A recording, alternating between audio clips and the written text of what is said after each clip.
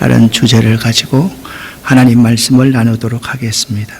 하나님께서 우리에게 주시는 말씀은 여호수아 5장 13절부터 15절까지의 말씀을 함께 합독하겠습니다.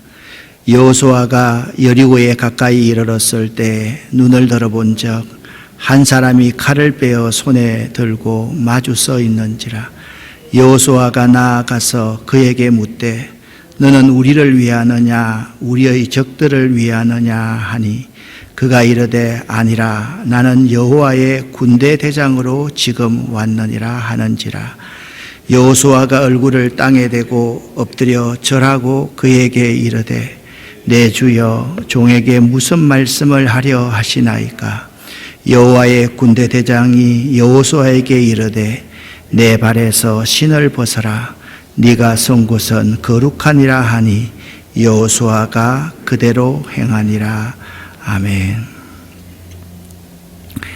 예수님은 모든 민족을 대상으로 영혼을 구원하여 제자 만드는 것을 교회의 존재 목적이라 말씀하셨습니다. 교회의 존재 목적을 이루어가면 예배와 교육, 선교를 비롯한 나머지는 자연스럽게 이루어지기 때문입니다. 교회의 존재 이유를 이루기 위한 목표는 교회는 하나님께 예배하며 믿는 자들을 위한 교제의 장소를 제공하는 곳이어야 하며 성찬식을 준수하고 기도하는 곳입니다. 교회는 성도들이 믿음에 굳건히 설 수 있도록 성경의 교훈을 잘 가르치고 이웃에게 봉사하며 땅끝까지 복음을 전하는 선교 사역을 합니다. 2023년 우리 교회 표어는 다시 복음으로 새롭게 하는 제목으로 주제로 여러분과 함께 신앙생활을 해 나가도록 합니다. 지난 3년간 코로나 상황에서 견실하게 지켜낸 공동체의 특징, 공동체의 공통점을 목회 데이터 연구소는 이렇게 말해주고 있습니다. 코로나 상황을 견실하게 지켜낸 교회는 첫째, 소그룹이 활성화되어 있는 교회로 교인들 간의 친밀함이 있는 교회였다. 두 번째, 가치지향적인 교회가 코로나 상황을 견실하게 지켜내더라. 목회자가 분명한 목회 철학을 가지고 있어 교인들이 자긍심을 갖게 하는 교회가 가치지향적인 교회이다. 세 번째, 코로나의 상황을 잘 이겨낸 교회는 작은 봉사라도 교인들에게 소속감을 갖게 하는 교회로 이러한 이타적인 봉사 정신이 어려운 상황에서도 교회를 지키는 힘이 된 것이다. 코로나 이후에 목회 현실은 급변하고 그 판도가 코로나 이전과는 달라진 것을 모든 목회자들과 모든 성도들까지도 잘 알고 있습니다. 이런 전환기적 목회 상황에서 목회자들의 미래의 전망은 어떠할까? 최근 한국교회 지도자센터에서 목회 지원을 위해 이와 관련된 조사를 실시하였습니다. 이 조사에서 몇 가지 눈에 띄는 결과들이 있었는데 내년도 자신의 목회를 긍정적으로 보는 목회자들을 분석해 보니까 4가지 유형이 도출되었습니다. 첫 번째, 온라인 사역을 강화할 의향이 있는 목회자. 두 번째, 현재 소그룹 운영을 잘 하고 있는 목회자. 세 번째, 자신의 목회에 대해 자문을 해주는 평신도 어드바이저가 있는 목회자. 네 번째, 뚜렷한 목회 비전을 갖고 있는 목회자였습니다. 이제 포스트 코로나 시대에 성장하는 교회에는 4가지의 DNA가 있다라고 말을 합니다. 여기 성장하는 교회라는 의미는 생존하는 교회라는 의미로 받아들일 수 있으면 되겠습니다. 그 4가지 DNA가 무엇인가? 온라인 사역, 소그룹, 그리고 평신도 어드바이저, 그리고 뚜렷한 목회 비전이었습니다. 코로나19 기간 또는 그 이후에 성장하는 교회의 유형은 3가지였습니다. 첫 번째, 젊은 목회자가 있는 교회가 성장한다. 두 번째, 짧은 역사의 교회가 성장한다. 세 번째, 소그룹의 유지율이 높은 교회가 성장한다. 젊은 목회자라고 하면 변화에 능동적으로 대처하고 대안을 세우는 목회자를 의미하고, 짧은 역사의 교회라는 것은 역사를 자꾸 수고하려고 하면서 회의만 길어지고 결정 사항들이 자꾸 구태연한 교회를 말하고, 소그룹의 유지율이 높은 교회, 이러한 교회가 성장하는 교회의 유형이다 라고 조사했습니다. 그렇다면 이 포스트 코로나 시대 좋은 교회를 지향하는 요소를 저 나름대로 5개로 한번 정리를 해 보았습니다. 여러분과 한국교회에 도움이 되었으면 좋겠습니다. 첫 번째, 온라인 사역과 오프라인 사역을 조화롭게 할 수 있는 교회가 되라. 하이브리드 처치를 의미하는데요. 이 하이브리드 처치란 온라인, 오프라인을 동일하게 활용하고 두 영역을 유기적으로 연결하는 교회를 뜻하며, 온라인에서는 접근성의 효율을, 오프라인에서는 의미와 경험을 추구할 수 있는 이 두 가지를 조화롭게 하는 교회를 의미합니다. 두 번째, 소그룹을 활성화하라. 지금까지의 소그룹 모델이 아닌 모든 세대가 선호하는 소그룹 모델을 개발하고 정착시켜라. 세 번째, 뚜렷한 목회 비전을 제시하라. 가치지향적 목회를 지향하여 교인들로 하여금 교회와 목회자에 대한 자긍심을 갖도록 하라. 네 번째, 평신도 어드바이저와 함께 사역하라. 자신의 목회에 대해 자문을 해주는 평신도 어드바이저가 있는 목회자가 중요하다. 다섯 번째, 세상을 향해 봉사하는 교회가 되게 하라. 모든 공동체 구성원들이 이타적인 섬김 정신을 갖도록 하라. 이러한 현상에 대한 분석을 목회 데이터 연구소 지용근 대표는 이렇게 말을 합니다. 코로나 시대의 새신자 등록률을 보니까요, 코로나 이전에는 16% 정도의 평균이 나왔는데 코로나 이후에는요 0.9%의 새신자 등록률을 기록을 합니다. 그러니까 새신자가 한 사람도 교회에 안 오는 것이 맞다, 그렇게 지금 분석하고 있는 것입니다.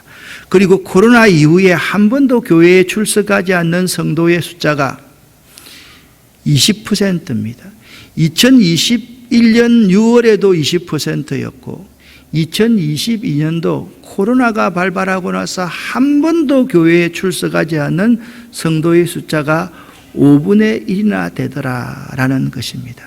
그리고 코로나 이후에 온라인 예배를 만약 중단한다면 당신은 교회에 출석하겠는가라고 물어봤더니 2021년 6월에는 70%는 교회에 대면 예배에 출석하겠다라고 대답했는데, 놀라웠게 2022년도는 50%로 줄어들었습니다.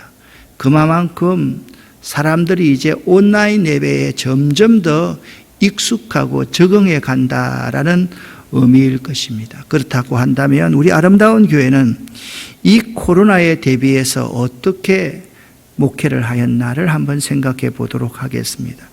우리 아름다운 교회는 온라인 사역과 오프라인 사역을 조화롭게 하려고 노력하였습니다.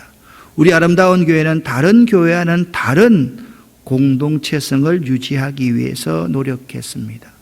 구역, 교구, 남선교회, 여선교회의 개념보다 베들레헴 공동체, 시온산 공동체, 빅텐트 공동체 등 이런 공동체 위주로 공동체성을 유지하기 위해서 노력을 했습니다.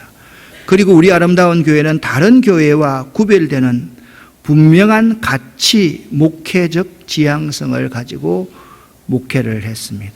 환경운동, 유기농업, 좋은 먹거리 운동, 이뿐만 아니라 우리 교회는 이 3년 동안 철저하게 주일 낮 예배에 사도행전을 강해할 정도로 말씀을 충실하게 강해하였고, 충실한 말씀 강해를 우리 온라인으로 누구나가 지속적으로 볼 수 있는 시스템을 구축하였습니다. 그럼에도 불구하고 2023년 우리 교회가 보완하고 보강해야 될 사역들이 여럿 있습니다. 먼저 소그룹을 강화시켜야만 한다. 조사에 의하면 향후 소그룹에 참석할 의향이 있는가라고 물었더니 20대는 34%, 30대는 43%, 40대는 46%, 50대는 42%, 놀라웁게 60대 이상이 50% 이상이 소그룹에 참여할 의향이 있다라고 대답을 했습니다. 그러니까 앞으로 우리 교회가 핵심 사역으로 여겨야 할 것이 소그룹 활동임을 우리가 잘 알아야만 되는 것입니다. 왜 소그룹이 필요한가? 나라에서 이런 조사를 해보았습니다. 사람이요, 참 힘들 때가 몸이 아픈데 부탁할 사람이 없는 것이 참 힘든 것이고, 이야기 상대, 대화할 상대가 없는 것이 참 힘든 것 아니겠습니까? 일반적으로 이 두 가지가 다 없다라고 생각하는 사람이 34% 정도가 되더라라는 겁니다. 몸이 아파도 부탁할 사람이 없고, 이야기 상대, 이 혼자서 혼밥 먹고 혼자서 결정하고 혼자서 생활하는 사람이 이제는 너무나도 많아졌기 때문입니다. 그런데 주목해야 될 점은 이 점입니다. 60대 이상이 두 개가 다 없다라고 대답한 퍼센테이지가 40% 이상이 되더라라는 겁니다. 60대 이상은 두 가지 다 없는 경우가 위명꼴에 1명 정도 가까이가 되더라는 거예요. 몸이 아파도 부탁할 가족이 없고, 또한 이야기 상대가 없는 그러한 사람들이 60대 이상이 가장 많기 때문에 우리 교회는 노인 목회의 관점에서 적절한 이들이 가치지향적으로 활동할 수 있는 소그룹을 만들어내야 될 그러한 과제가 우리에게 주어져 있다라고 보는 것입니다. 그래서 올해부터 이제 노인이라는 단어를 사용하는 것이 적절하지 않다라는 생각이 좀 많이 들어서 우리 교회는 이분들을 어르신 이렇게 부르기도 그렇고, 그래서 뿌리 공동체 교회, 그러니까 뿌리 공동체 교회를 올해부터 연구해서 시작하도록 한번 해보겠습니다. 일주일에 하루나 이틀 정도 모여서 예배하고 말씀을 나누고 이분들과 함께 가치지향적이고 생산적인 그룹들을 어떻게 만들어 갈 것인가를 고민하게 될 것입니다. 무엇보다도 이 3월부터 시작하는 이제 흑공동체, 창조라는 단어의 히브리어가 바라라는 뜻인데 바라 공동체를 만들어 내겠습니다. 이 창조 공동체를 시작하는데 이 창조 공동체의 특징은 동질감이 있는 그룹들이 이제 모이는 것이죠. 제2환경센터에 하늘물, 빗물이 하늘에서 준 물이기 때문에 하늘물이라고 칭하자. 그리고 유기농업을 연구하고 도시 생태농업을 연구하고 하나님의 농법, 하나님의 농법은 제가 항상 주장하는 건데 쉽습니다. 돈이 안 듭니다. 누구나가 다 할 수, 여성도 할 수 있습니다. 이게 하나님의 농법인데 자연에서 빌어와서 자연으로 되돌려주는 것, 그것이 하나님의 농법입니다. 이제 2023년 우리들은 바른 방향으로 나아가야만 합니다. 인생은 빠름이 아니라 올바름, 바른 방향입니다. 잠시 멈춰서 뒤돌아보면 내가 가는 길이 올바른 방향이라면 이제 뒤돌아보지 않고 꾸준하게 성실하게 뚜벅뚜벅 나아갈 수 있어야만 합니다. 빠른 것이 느린 것을 잡아먹는 시대라는 말처럼 속도는 이미 우리들의 삶을 움직이는 중요한 가치가 되었습니다. 느려서는 사실 안 되는 거예요. 빨리 상황에 대처하고 대비하지 않으면 안 됩니다. 한국교회가 코로나라는 상황을 적절하게 그래서 잘 대비했습니다마는 지금 이 고물가, 높은 이자율에 지금 교회가 심각한 타격을 받고 지금 허덕이고 있는 그러한 시점인 것입니다. 교회 내에서 교회를 위해서 연구하는 연구소가 거의 없습니다. 로만 캐슬릭 처치나 불교에서는 자기 종단들을 연구하는 연구소가 있는데 교회 내는 각기가 개교회주의니까 이런 연구소가 없다고 보니까 우리 스스로가 변화되는 상황에 잘 대처하지를 못하고 있다라는 것입니다. 그런데 이 속도는요, 방향이 없다면 그 의미를 잃어버리게 되는 것입니다. 방향이 매우 중요합니다. 우리가 어느 방향으로 달려야만 할까요? 미래학자 엘빈 토플러는 기업이 시속 100마일의 변화의 속도를 낼 때 NGO는 90마일, 가족은 60마일, 가족이 60마일이라는 것은 그런 겁니다. 아이들이 너무 많이 변해가니까 부모들이 이 아이들 세대를 맞추기 위해서 변화되지 않으면 아이들과 대화할 수 없고 살아갈 수가 없는 거예요. 부모님들이 아이들을 대해서 가정에 대해서는요 굉장히 빠르게 변화하는 편입니다. 노동조합은 30마일, 정부 관료 조직과 규제기관들은 25마일, 학교는 10마일, 유엔과 IMF 등 세계적인 관리기구는 5마일, 정치조직은 3마일, 법계는 1마일이라고 엘빈 토플러는 이야기했습니다. 그렇다고 한다면 교회는 몇 마일 정도일까요? 여러분 어떻게 생각하십니까? 저는 제 나름대로 아마도 마이너스 25마일 정도가 될 거다.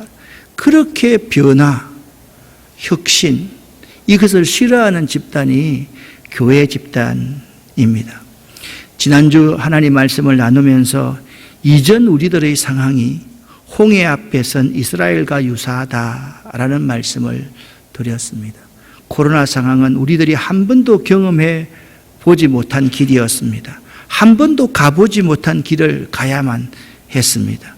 우리는 홍해바다 앞에 서 있던 이스라엘처럼 우리들 스스로가 코로나 상황을 맞이해서 다시 애굽으로 돌아가려고 비난하고 비판하고 정부와 맞서고 그렇게 많이 했더랬습니다. 그 옛날 홍해 앞에 서 있던 우리 믿음의 조상 이스라엘처럼 하나님이 함께 하심을 믿고 하나님의 말씀과 성령의 능력을 믿고 담대히 지금도 나아갈 수 있어야만 됩니다. 그럴 때 하나님이 보내신 동풍을 통해 바닷길이 열리고 마른 땅을 걸을 수 있게 될 것이기 때문입니다. 그렇다고 한다면 지금 우리들의 모습은 어떤 상황일까요?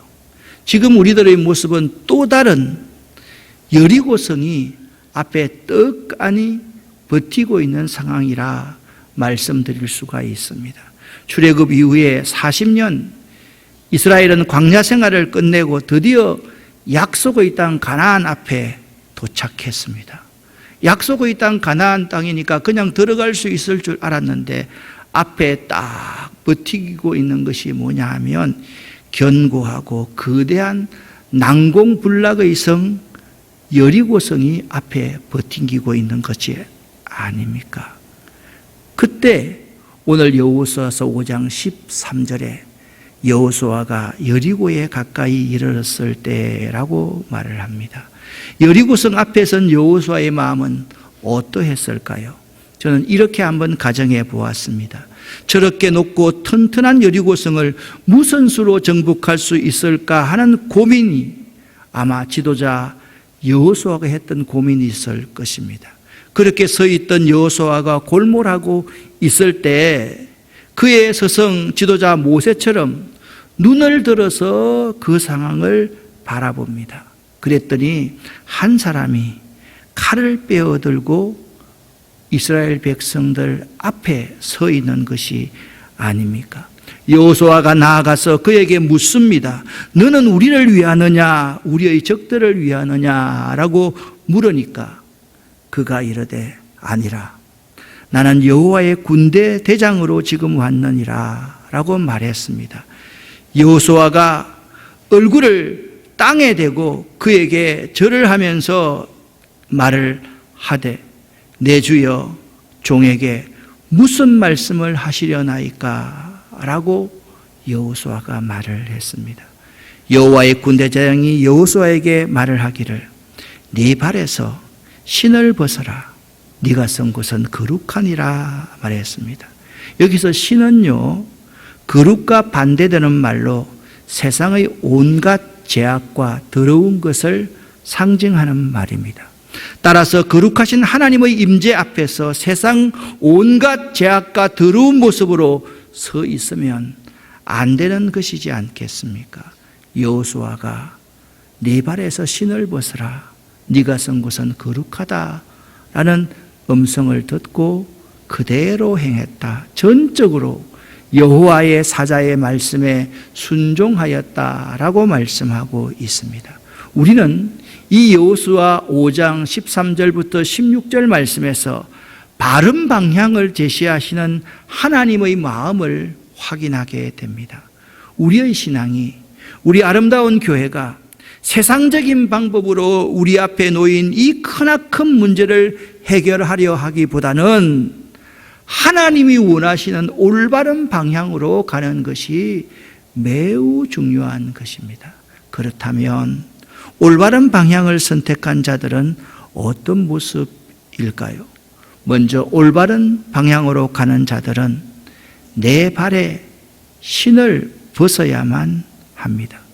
우리는 이렇게 질문할 수가 있을 것입니다. 이렇게 어려운 상황에, 살기 어려운 상황에 신을 벗는 것이 뭐 그리 중요합니까? 새로운 대안을 세워야지요. 하나님.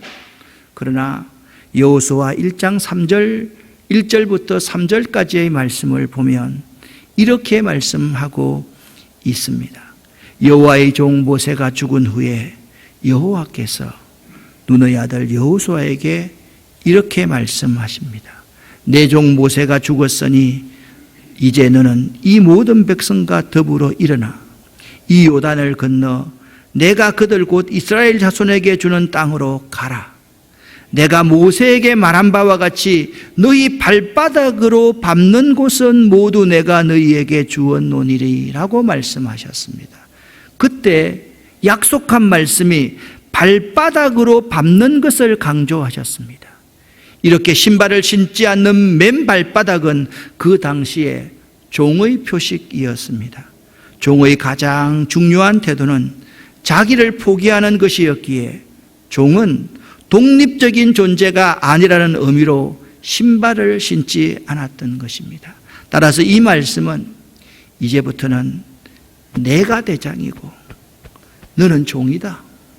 나에게 복종하라는 말씀인 것입니다. 그리고 이것을 실제 상황인 여리고성 전투에서 적용하기를 원하는 하나님이십니다. 그리고 이것을 2023년도에 우리가 살아야 될 상황에서 적용하기를 원하시는 하나님의 마음을 읽을 수가 있는 것입니다. 주인의 명령에 무조건 순종하는 종의 모습을 요구하신 것이 네가 선 곳은 거룩한 곳이니 네 발에 신을 벗어라 라고 명령하시는 말씀인 것입니다. 자, 여호수아 6장을 보면요, 도저히 이해가 안 되는 전략을 하나님께서 말씀하십니다. 그대로 따르라고 말씀하십니다. 어떻게 여리고성, 그렇게 난공불락의 여리고성을 앞에 놓고 매일 아침 일어나서 여리고성을 한 바퀴 돌고 하루 종일 푹 쉬기를 6일씩 하라. 그리고 7일째에는 여리고성을 7바퀴를 돌고 나팔을 불면서 외치라라고 하나님께서 말씀하시는 것이 아닙니까? 이스라엘 백성들이 신발을 벗지 않는 모습에서는 이 말씀에 순종할 수가 없었습니다. 어떻게 전쟁을 하는데 매일 한 바퀴씩 돌고 푹 쉬고 아무것도 안 하고 7째 되는 날에 7번 돌고 큰 소리로 외치는 것이 전쟁의 방법입니까? 그러나 이스라엘 백성들은 그 하나님의 명령에 순종했습니다.